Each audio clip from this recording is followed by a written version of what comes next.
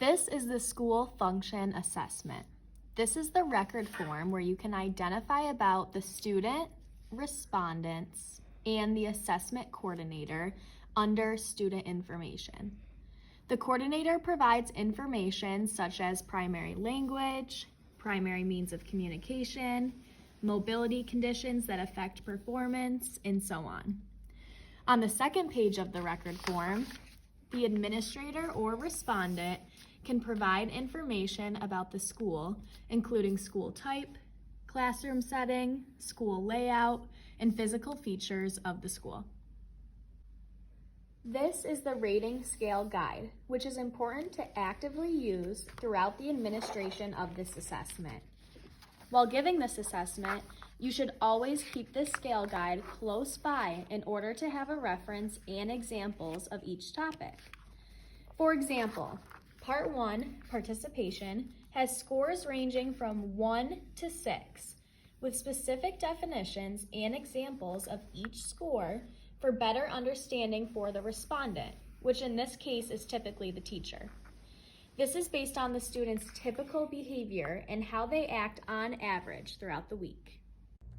Hi Grace, my name is Jordan. I'm going to be your occupational therapist, and today we're going to be filling out the school function assessment. So I appreciate that you already filled out the first and second pages about your student.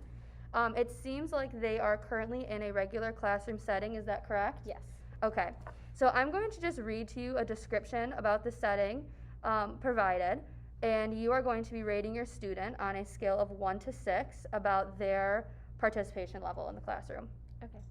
So for a regular classroom, this includes tasks and activities associated with the classroom environment, such as moving around the classroom, handling tools and materials, setup, cleanup routines, completing independent and group assignments, following directions and rules, and maintaining appropriate social behavior. So for a 1, that means that your student's participation is extremely limited. For a 2, that means that their participation is in a few activities. For 3, that means that their participation in all aspects with constant supervision. A 4 is participation in all aspects with occasional assistance. 5 is modified full participation, and 6 is full participation. So what would you rate your student for that? I think I would give him a 4 because he's able to participate in everything, but here and there we need to kind of give him some assistance. Okay. Here's that. So now we're going to move down to individual topics. So for the first one we're going to talk about is playground and recess. And again, we're going to be basing these ratings off of the ones that I just read to you. So for playground and recess, free time spent in the classroom, gym, or on the playground, excluding structured PE classes, including both physical and social emotional aspects of participation, includes playing games involving physical activity, using playground equipment, following rules, and playing cooperatively with peers. If the student has recess in a place separate from all or most peers, the student's participation should be rated as a 1, which is participation being extremely limited. So what would you rate your student for that? I think in a category of playground and recess, I'd probably give him about a 5. Okay. And then for the last one, we're just going to move on to transportation. So getting to and from school under all conditions, such as weather or traffic, using one or more methods, bus, car, van, or walking, includes moving in and out of vehicles, entering and exiting the school building, and maintaining appropriate social behavior, both while on vehicles as well as transitioning into and out of the building. And if you ever need further definitions or examples, you can refer back to this rating scale provided and look further into each of those topics. Okay. So what would you rate your student performance for transportation? Well, basing it off of this and what I've seen, I think I would give him a 3 because we need to make sure that he fully goes to where he needs to be before getting distracted by other things. So we have to constantly supervise him the entire time. Okay, so now we're going to move on to part 2, which is task supports. And this is split into 2 sections, so for physical tasks and cognitive and behavioral tasks.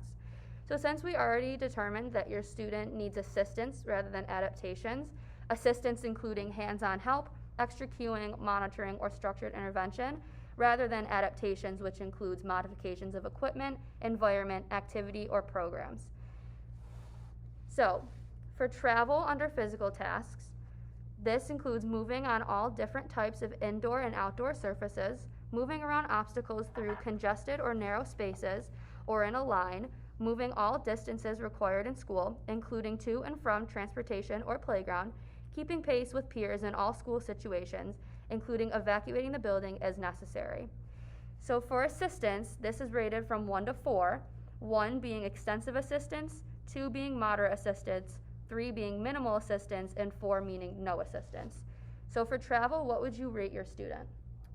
He would be a 3. Okay. Okay, so now we're going to move on to the last section, which is part 3, which is also split it up into physical and cognitive behavioral tasks. So for right now, we're going to focus under the physical task for written work, and this is completed only if the student regularly uses paper and pencil for classroom work. Does he do that? Yep. Okay. So for number 1, works from left to right. So this is also scored on a scale from 1 to 4. 1 meaning does not perform, 2 is partial performance, 3 inconsistent performance, and 4 consistent performance. So from working left to right, what would you rate your student? I'd say he does a constant performance, so 4. Okay.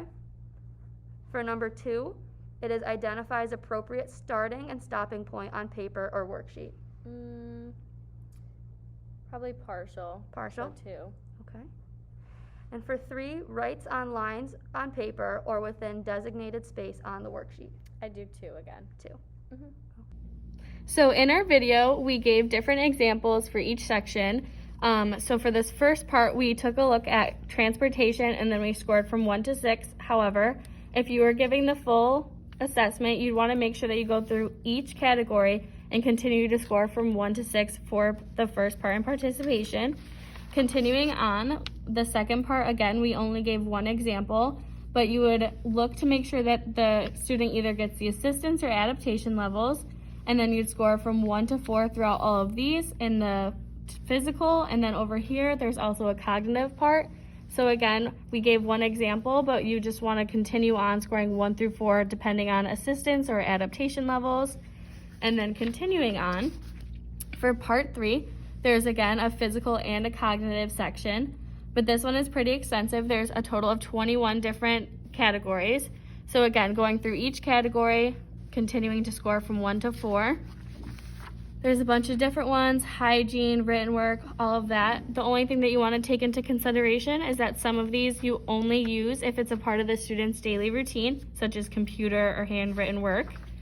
And then going to cognitive behavioral, same thing. You just want to continue to do each section that categorizes with his routine and make sure you are scoring from 1 to 4. And then again, continuing on. And then finally, there is an adaptations checklist. If your student does need adaptations, you just go through both of these pages, check off what he needs for each, and then you complete the scoring. While grading the student's performance, you would need to have both the school function assessment summary score form and the criterion score taken from Appendix B in the user manual.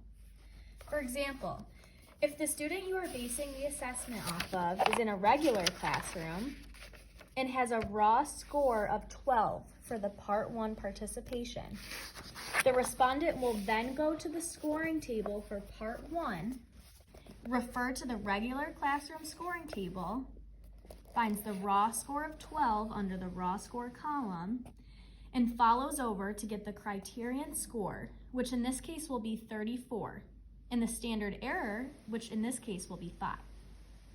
Then taking these numbers, you go to the school function assessment summary score form and write in the numbers under Part 1 for regular classroom and setting.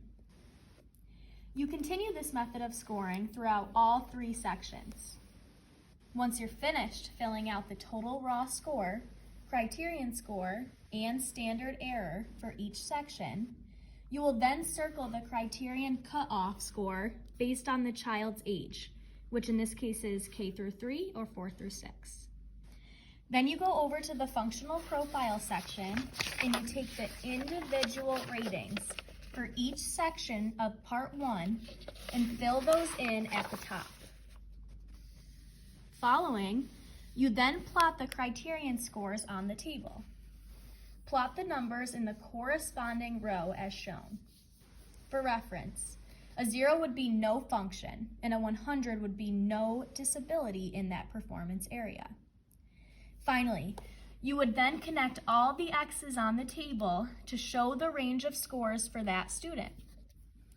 Since we are not able to write on this assessment form, we will now insert a completed summary score form that we found on Google for you.